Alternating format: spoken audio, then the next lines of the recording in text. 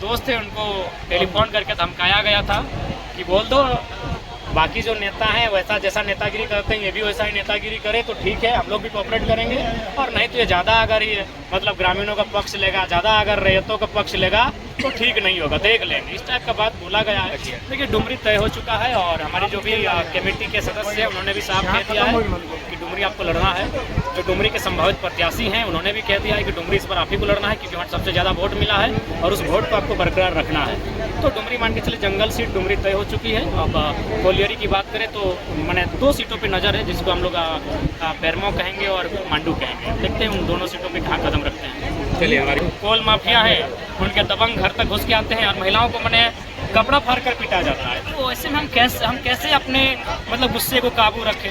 देखिए रोज़ मर मर के जीने से अच्छा है कि एक बार मर जाए। या तो ये हमारे ज़मीन उनकी हो जाएगी या फिर अगर हम लोग जिंदा रहेंगे तो सम्मान के साथ रहेंगे। देखिए जो भी कोलियरी क्षेत्र है, मेरा ये भाषण केवल कोलियरी क्षेत्र में ही होता है क्योंकि बहुत खराब लगता है, बहुत पीड़ा होती है कि हम लोग इस देश की उन्नति के लिए क्या नहीं दिए, अपना गांव दे दिए, अपनी ज़मीन दे दिए, फिर भी आज क्या होता है वहाँ पे झारखंड को निर्णायक लड़ाई लड़नी चाहिए। ऐसे तो हम मर ही रहे हैं। हाल ही फिलहाल एक लड़का कैंसर से मर गया प्रदूषण से, लेकिन प्रदूषण का अभी तक नियंत्रण नहीं हुआ क्योंकि वे लोग नेताओं को फाइनेंस करते हैं। देखिए रोज़ मर मर के जीने से अच्छा है कि एक बार मर जाए। या तो ये हमारे ज़मीन उनकी हो जाएगी या फिर अगर हम लोग जिंदा रहेंगे तो सम्मान के साथ रहेंगे। देखिए जो भी कोलियरी क्षेत्र है, मेरा ये भाषण केवल कोलियरी क्षेत्र में ही होता है क्योंकि बहुत खराब लगता है, बहुत पीड़ा होती है कि हम लोग इस देश की उन्नति के लिए क्या नहीं दिए, अपना गांव दे दिए, अपनी ज़मीन दे दिए, फिर भी आज क्या होता है वहाँ पे प्रदूषण की मार हम झेलते हैं, प्रदूषण से बीमार हम होते हैं। और रोजगार की अगर बात करें तो हम लोग मतलब धक्के मार के लात मार के भगा दिए जाते हैं। तो इसीलिए अब ये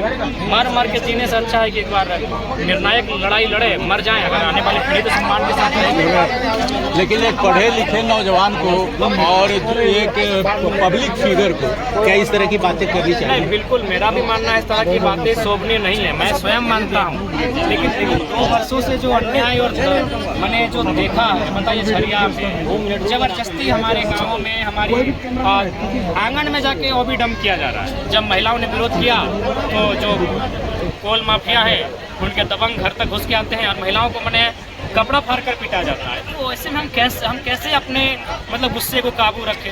हमें भी आस्था है इस लोकतांत्रिक देश में, लेकिन ये लोकतांत्रिक देश पूंजीपतियों के सामने चुप क्यों हो जाता है? ये लोकतांत्रिक देश वहाँ मौन क्यों हो जाता है, उनका कद छूटा हो जाता है?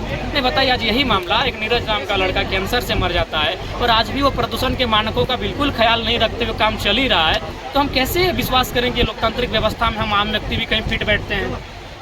आपने एक बड़ी दुखद बात कही, आपत्तिजनक। आपको आशंका है कि आपके साथ कुछ अनहोनी हो सकता है? हमारे दोस्त थे उनको टेलीफोन करके धमकाया गया था कि बोल दो बाकी जो नेता हैं वैसा जैसा नेतागिरी करते हैं ये भी वैसा ही नेतागिरी करे तो ठीक है, हम लोग भी कोऑपरेट करेंगे।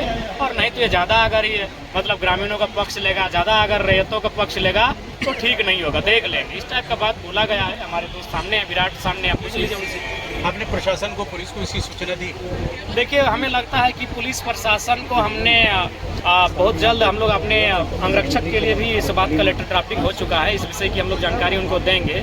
हालांकि हमें इस बात का कोई भय नहीं है कि हमें मार देंगे तो उसके डर से हम दे रहे हैं, लेकिन चूंकि एक सिस्टम है, रहना जरूरी है, लोकतांत्रिक देश है, इसीलिए देंगे और उसके लिए हम लोग तैयारी कर चुके हैं। अभी आप बता रहे थे आप एक जंगल क्षेत्र से और एक खनन वाले क्षेत्र से चुनाव लड़ेंगे, कहाँ चुनाव लड़ने का फैसला किया? देखिए डुमरी तय हो चुका है और हमारी जो भी कमेटी के सदस्य हैं उन्होंने भी साफ कह दिया है कि डुमरी आपको लड़ना है।